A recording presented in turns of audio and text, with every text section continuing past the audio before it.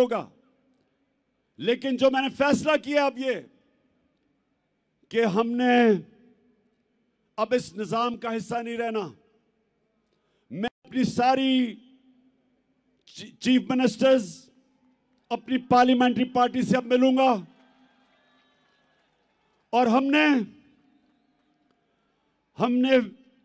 फैसला किया है कि हम सारी असेंबलियों से निकलने लगे हैं।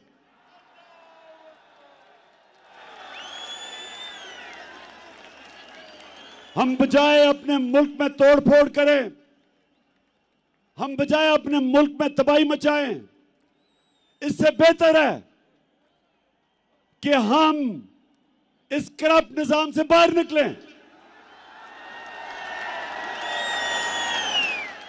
और इस मुल्क का हिस्सा, इस सिस्टम का हिस्सा ना बने कि जिधर ये चोर बैठ के अपने अरबों रुपए के करप्शन के केसेस हर रोज माफ करवा रहे हैं।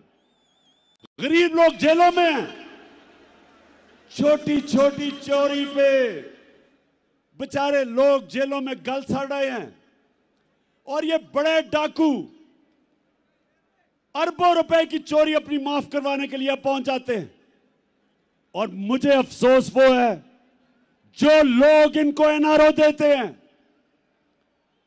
मैं उन लोगों से भी पूछता हूं कि क्या आपको खौफ खुदा नहीं है कि एक मुल्क पे इतना बड़ा जुल्म कर रहे हैं?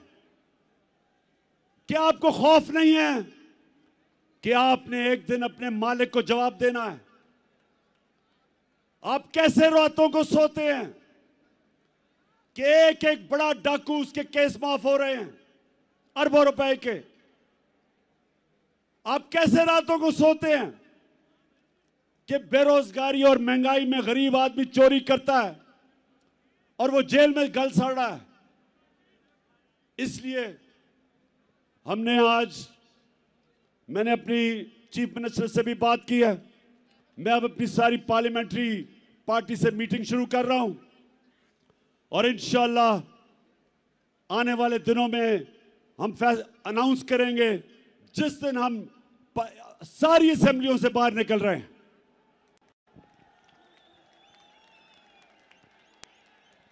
आखिर में मैं आप सबका शुक्रिया अदा करता हूं, जिस तादाद में आप यहां आए, जितनी मुश्किलों से आप आए,